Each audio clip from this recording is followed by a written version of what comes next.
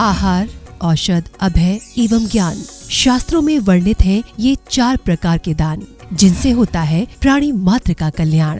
परम पूज्य वात्सल्य मूर्ति जिन धर्म प्रभाविका आर्यका रत्न श्री 105 सृष्टि भूषण माता जी की मंगल प्रेरणा एवं आशीर्वाद से सृष्टि मंगलम सेवा समिति द्वारा बच्चों की शिक्षा, असहाय गरीबों को इलाज एवं रोजगार प्रदान कर की जा रही है अद्भुत धर्म प्रभावना। जय जैन। मेरा नाम अपेक्षा है और मैं सृष्टि मंगलम संस्था से 2 साल से जुड़ी हुई हूँ, जिसमें मेरे पति जब कैंसर से पीड़ित थे और उनकी दवाई खर्चे के लिए मेरे पास पैसे नहीं थे कि मैं कैसे इलाज कराऊं उनका, तब मैं ये सृष्टि मंगलम संस्था से जुड़ी, जिसमें मेरे सहयोग मेरी माता जी ने किया और अभी तक वो मुझे सहयोग दे रही हैं। मेरे बच्चे हैं 2, जिसमें से एक बेटी है 10 साल की और एक 2 साल का बेटा है, जिसका कपड़े लत्ते, खाने पीने का, स्कूल का सारा वो खर्चा उठा रही हैं। कि ये संस्था आप लोग देखें, आप लोग समझें संस्था को कि ये संस्था क्या है, कितने लोगों की मदद करती है ये संस्था। आप भी मानव सेवा के लिए अपनी चंचला लक्ष्मी का सदुपयोग करें। माता जी के मंगल आशीर्वाद एवं प्रेरणा से संचालित सृष्टि मंगलम सेवा समिति द्वारा मानव सेवा के कार्य से आज ही जुड़ें और करें महापुण्य का अर्जन। आप अपनी दान राशि निम्नलिखित खाता संख्या में जमा करा सकते हैं। सृष्टि Mangalam Seva Samiti, account number 01190100032429, Bank of Baroda, IFSC code BARB 0 SHRIMA, branch Shri Mahavir ji, Punjab national bank, account number 021200101177 IFSC code PONB 0021200। संपर्क सूत्र 9376571003। सृष्टि मंगलम सेवा समिति से जुड़ने वाले सदस्यों का नाम एवं फोटो जिनवाणी चैनल पर प्रसारित किया जाएगा। इस कार्यक्रम के पुण्यार्जक हैं सृष्टि मंगलम सेवा समिति में आहार उपकरण, ज्ञान, औषध, करुणा जैसे महान कार्य में सराहनीय सहयोगी पुण्यार्जक परिवार श्री अनिल जैन, श्रीमती शशि जैन, अंकित जैन, श्रीमती प्रियंका जैन। बच्चे वियान सानवी, बेटी चीना जैन। बच्चे तुषार कृष, निवासी मुरादाबाद उत्तर प्रदेश। श्रीमती सरिता MK जैन, राष्ट्रीय अध्यक्ष महिला महासभा एवं भूतपूर्व अध्यक्ष तीर्थ क्षेत्र कमेटी। श्री भूपेंद्र जैन, श्रीमती ममता जैन, शालीमार बाग दिल्ली। स्वर्गीय श्री हेमचंद जैन जी एवं स्वर्गीय श्रीमती पुष्पा देवी जैन जी की पुण्य स्मृति में पुत्र पुत्रवधू श्री आनंद जैन, श्रीमती सुधा जैन, पौत्र एवं पौत्रवधू श्री विवेक जैन, श्रीमती पालची जैन, श्री गौरव जैन, श्रीमती श्रुति जैन, पड़पौत्र एवं पड़पौत्री आर्जव जैन, प्रयान जैन, दृशिका जैन, लाइशा जैन, श्री संजय जैन, श्रीमती नीलम जैन, पुत्री तनीषा जैन, निमिषा जैन, पुष्पांजलि पीतमपुरा।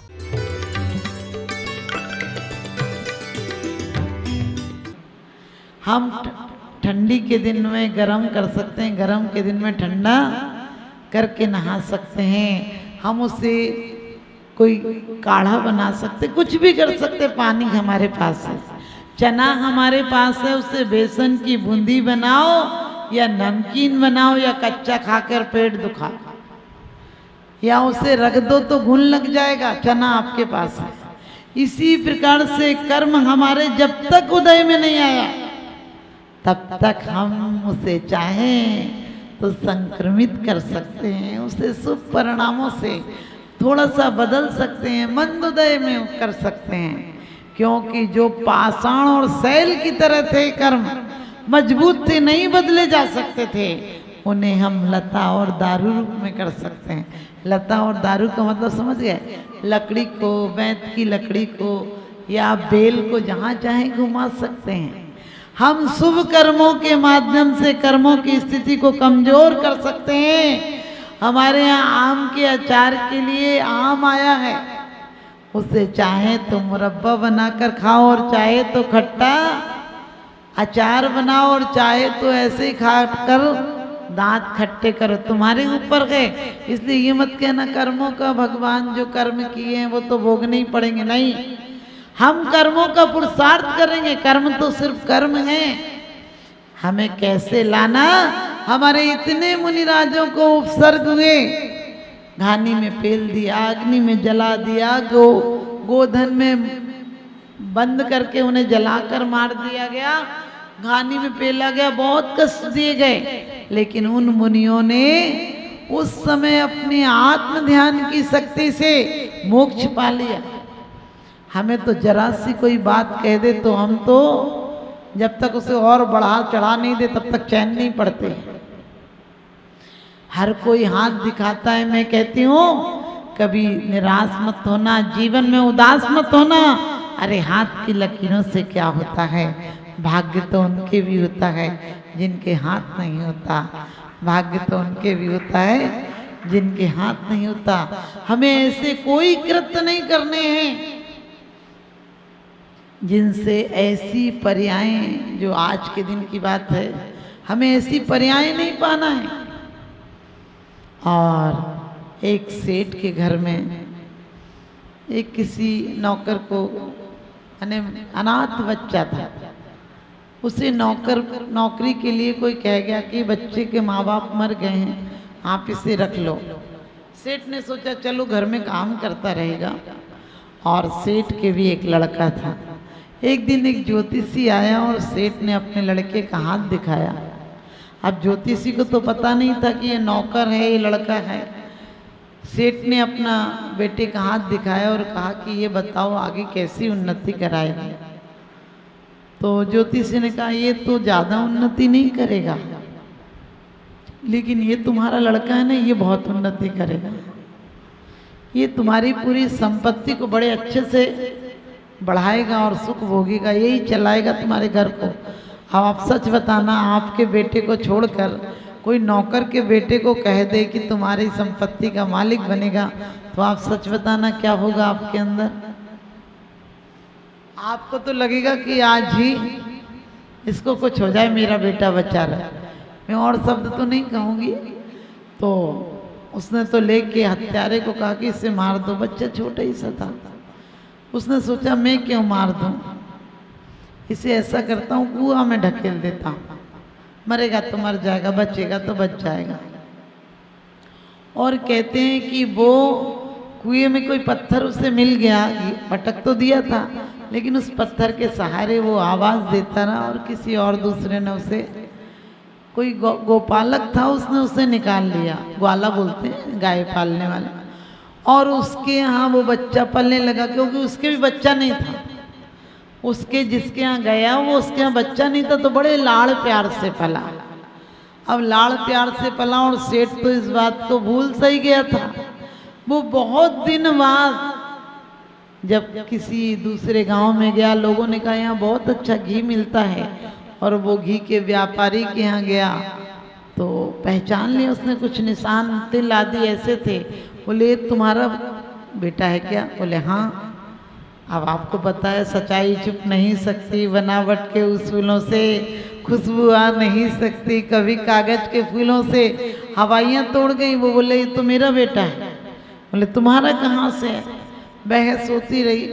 गांव वालों ने आके कहा भैया तुम तो, तुम्हारा बेटा है, तुम्हारे गांव में पता लगा लिया, तुम्हारा एक ही बेटा है, तुम झूठ बोलोगे तो तुम्हें यहीं पर सजा दी जाएगी। अब वो वहाँ से तो चला गया सेठ, और किसी से कह के उस लड़के को छल कपट से बुलाया और कहा कि ये घी हमारे घर पे दे आओ, और एक पत्र लिखा कि इसको तुरंत विष दे देना, इंतजार मत करना, इसे तुरंत विष दे देना, एक क्षण का भी इंतजार मत करना। और मैंने आ नहीं सकता हूँ, लेकिन इस कार्य को आज ही कर देना। और अचानक वो जा रहा था, थक गया था, एक बगीचे में सो गया। वो बगीचा किसी वेश्या का था। वेश्या ने देखा अरे ये वक्त बहुत सुंदर सुडौल स्वस्थ है, कैसा शांति से सो रहा है, ये तो कोई बड़े आदमी का लड़का लगता है, देखूं जेब में पैसा है कि नहीं। और वो आई और जेब टटोलने लगी। जेब में देखा तो पैसे तो ज़्यादा नहीं थे, लेकिन एक कागज लिखा हुआ था, और लिखा था इस युवक को तुरंत विष दे देना। उसने सोचा अरे किसने इसको मारने की योजना बना रखी। उसने अपने काजल से, एक तिनके से काजल लिया और उसमें एक डंडा खींच दिया, विष को विषा कर दिया। विषा दे देना, अब समझ गया, दे देना, आज ही जरूरी काम से आ नहीं पा रहा हूँ, बाकी तो सब ठीक था। अब जब वो सेठ के घर गया तो सेठ की एक लड़की भी थी, उसका नाम बिसा था। अब सेठानी ने कहा कि क्या लिखा है? बेटी ने पढ़ा कि इसको बिसा तुरंत दे देना, आज ही दे देना, बहुत मने मैं आ नहीं पा रहा हूँ, बहुत ज़रूरी काम है, लेकिन ये काम में देर मत करना। अब लड़कों ने आपस में बुलाया, बोले पिताजी का पत्र आया, ये पत्र भेजा है कि बिसा दे देना, और बेटी की उसी दिन शादी हो गई। अब वो महीने भर बाद आया सेठ, तो देख रहे तो घर में जिंदा बैठा हुआ। पत्नी से पूछा कि तुमने क्या किया? बोले तुमने जो लिखा था वो किया। बोले अरे मैंने कहा था विष दे देना। बोले देखो पत्र में विषा लिखा है कि नहीं, इसलिए मैंने विषा दे दिया, विषा की शादी कर दी। अब वो कहने लगा देखो भाई ये तो कुछ भी हो, मैं तो इसको नहीं बचने दूंगा। तो कहने लगे अब क्या करें? तो कहने लगे मैं कहीं मंदिर में बात करके आता हूँ। और मंदिर में बात करके आया कि कल उसे भेजूंगा और तुम काम तमाम कर देना। बलि चढ़ती थी पहले भी, तो कहने लगे तुम इसका काम तमाम कर देना। और सास ने बड़े प्यार से कहा कि हमारे यहाँ जमाई शादी होने के बाद एक बार उस देवी पे प्रसाद चढ़ाने जाता है। अब लड़की बेचारी को तो कुछ पता ही नहीं था, और भेज दिया। अब भेज दिया तो रास्ते में जो साला था, सेठ का लड़का था, वो जुआ खेल रहा था और वो हार रहा था। ये निकला, कहने लगे क्या कर रहे हो साले जी? कहने लगे कि मैं तो हार रहा हूँ जीजा जी, कुछ ऐसा करो कि जीत जाऊँ। उसने 2-4 दाव लगाए, जीत गया। वो कहने लगा जीजा जी बहुत पैसा है इन लोगों के पास, आप लोग आप जीतो जब तक मैं कहाँ जा रहा हूँ। उन्होंने कहा माँ ने कहा है देवी पे प्रसाद चढ़ाने जाना है। बोले मैं चढ़ा के आता हूँ। और आप समझ गए, प्रसाद बता रखा था कि इतना इतना थाल में ऐसा लाएगा, इस कपड़े से ढका होगा और उसे मार देना। अब वो तो पंडित वहाँ जो जल्लाद थे उनने ऐसा ही किया, उनने ऐसा ही किया। अब वो फिर लौट कर आया तो सास ने पूछा कि तुम? बोले तुम क्या मतलब क्या? प्रसाद चढ़ाने भेजा था, प्रसाद चढ़ गया। तो बोले कि तुम गए नहीं चढ़ाने? बोला कि भाई साहब मिल गए थे रास्ते में, उन्होंने कहा मैं चढ़ा दूंगा। अब आप सोच लीजिए क्या हाल हुआ होगा। पता चल गया थोड़े दिन में बाद, थोड़ी देर बाद ही पता चल गया कि वो तो नहीं मेरा बेटा, मर गया। अब तो बहुत ज़्यादा आकुलता हुई।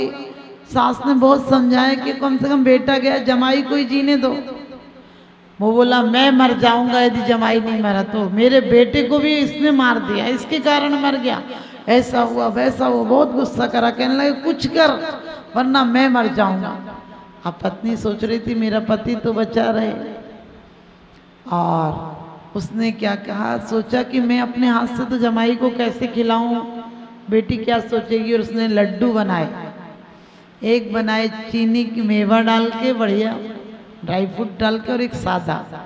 और उसने जो सादा लड्डू थे वो तो सादा ही थे, और ड्राई फ्रूट्स वाले में उसने जहर डाल दिया। और बेटी से कहने लगी कि तेरे पिताजी को तो सादा लड्डू दे देना, मैं बनाती रहती हूँ, लेकिन जमाई जी को बढ़िया मेवा के लड्डू दे देना। अब बेटी के मन में आया कि जमाई मेरे घर में घी दूध की कमी है क्या?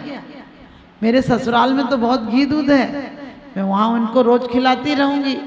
आज कम से कम पिताजी और ये दोनों साथ में खाने बैठे तो ऐसा क्या अच्छा लगेगा कि मैं पिताजी को सादा लड्डू दूं और इनको मेवा के दूं। तो उसने अपने पति को तो सादा लड्डू दे दिए और पिताजी को मेवा के लड्डू। अपन समझ गए मेवा क्या हुआ होगा। मेवा से सेठ जी का भी राम नाम सत्य हो गया।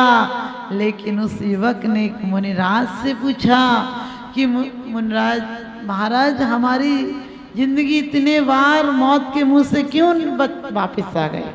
हमारी जिंदगी इतनी बार मौत में जाकर वापस क्यों लौट आई? इतने इतने निमित्त, क्योंकि सास तो रो ही रही थी कि उनने पहले विष देने का कहा था, फिर ये कहा था, फिर वो कहा था, वो कहा था, और खुद मर गए। ये सोच सोच के सास रो रही थी, तो जमाई को भी पूरी बातें पता चल गई।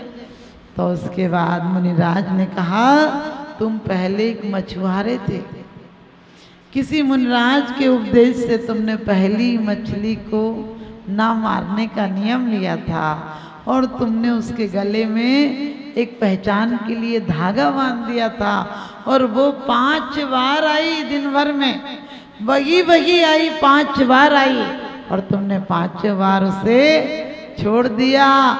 उस दिन तुम भूखे सोए, तुम्हें कुछ कमाई नहीं हुई, लेकिन उस एक दिन की कमाई, पुण्य की कमाई, तुम 5 बार मौत के मुंह से बचे हो। तो ध्यान रखना, हम ऐसी कोई पर्यायों को आगामी प्राप्त नहीं करेंगे। अब तो एक दृढ़ संकल्प होना चाहिए कि हम मोक्ष लक्ष्मी को भरेंगे और हम धर्म करेंगे। धर्म का मतलब अपने परिणामों में इतनी विशुद्धि लाएंगे कि हमारा तन भी पुण्य हो जाए, हमारा मन भी पुण्य हो जाए, और हमारा धन भी पुण्य हो जाए। हमारा मन एक दिन, क्या सिद्धों के मन होता है क्या? नहीं होता है। हमारा मन एक दिन अमन हो जाए। अमन का अर्थ 2 होता है, बिना मन के हो जाए, और अमन का मतलब कोई गम नहीं रहे। और हमारा तन क्या हो, एक दिन परम औदारिक हो जाए, तन से विगत देह हो जाए, विदेह हो जाए, और धन एक दिन परम धन में बदल जाए, अनंत चतुष्टय में बदल जाए, 9 लब्धियों में बदल जाए, जहाँ की बहुत मजबूर हो जाते हैं।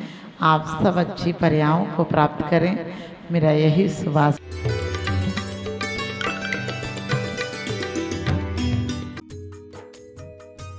इस कार्यक्रम के पुण्यार्चक थे सृष्टि मंगलम सेवा समिति में आहार उपकरण, ज्ञान, औषध, करुणा जैसे महान कार्य में सराहनीय सहयोगी पुण्यार्चक परिवार श्रीमती राम प्यारी बाई, अध्यापिका मुंगावली वाले, सर्वज्ञ ज्वेलर्स, संस्थापिका सृष्टि मंगलम सेवा समिति, रविंद्र प्रसाद जैन, वीना जैन, पुत्र पुत्रवधू राजीव जैन, पूजा जैन, अरुण जैन, निधि जैन, पुत्री रमार, संजीव जैन, ऋतु जैन, पौत्र तुषार, विपुल, वैशाली, गरिमा, सम्यक, रोहन, शौर्य, श्री सुभाष चंद्र जैन, श्रीमती उमारानी जैन, सहारनपुर, दिनेश चंद्र जैन, मीनाक्षी जैन, भावनगर, भरतेश जैन, मालिनी जैन, कोलकाता, पराग जैन, प्रीति जैन, मुंबई, पंकज जैन, निधि जैन, सहारनपुर, पौत्र पुण्य जैन, सम्यक जैन, पूज्य जैन, संभव जैन, देवांश जैन, पवित्र जैन, पौत्री, संस्कृति जैन, बोधि जैन, श्रीमती उमा जैन, धर्मपत्नी, श्री योगेश जैन, फॉर्म वाले, निवासी सेक्टर 4, गुरुग्राम, हरियाणा, श्री मनीष जैन, श्रीमती नीति जैन, बरेली।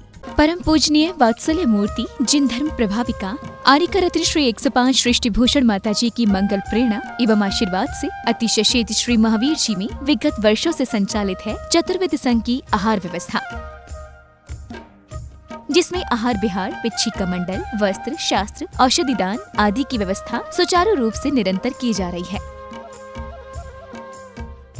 सृष्टि मंगलम प्रणीता जिन धर्म प्रभाविका वात्सल्य मूर्ति परम पूज्या गणनी आर्यका 105 श्री सृष्टि भूषण माता जी के मंगल आशीर्वाद एवं प्रेरणा से संचालित संस्थाएं श्री आदि सृष्टि मंगलम श्री महावीर जी, सृष्टि मंगलम सेवा समिति श्री महावीर जी, महादान, आहार दान जैसे पुनीत कार्य से जुड़कर आप भी घर बैठे धर्म लाभ ले सकते हैं। मात्र 2100 रुपए की राशि से 1 दिवसीय आहार व्यवस्था में अपनी चंचला लक्ष्मी का सदुपयोग कर पुण्य का अर्जन करें।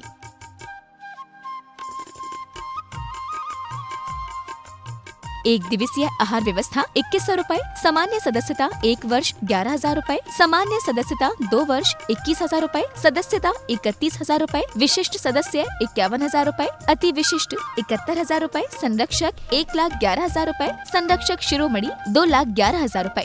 माता जी के सानिध्य में दुख शोक निवारक 1008 विशापाहार विधान की श्रृंखला में आप भी भागीदार बन करें पुण्यार्जन। आप अपनी दान राशि निम्नलिखित खाता संख्या में जमा करा सकते हैं। Bank of Baroda, branch Shri Mahavir ji, account name Srishti Mangalam Seva Samiti, account number 0119010003249, IFSC code BARBO SHRIMA। Punjab national bank, account name Srishti Mangalam Seva Samiti, account number 0212000111777277, IFSC code PONB 0021200। Note: आपके द्वारा दिया गया दान ATG एवं 12A के अंतर्गत कर मुक्त रहेगा।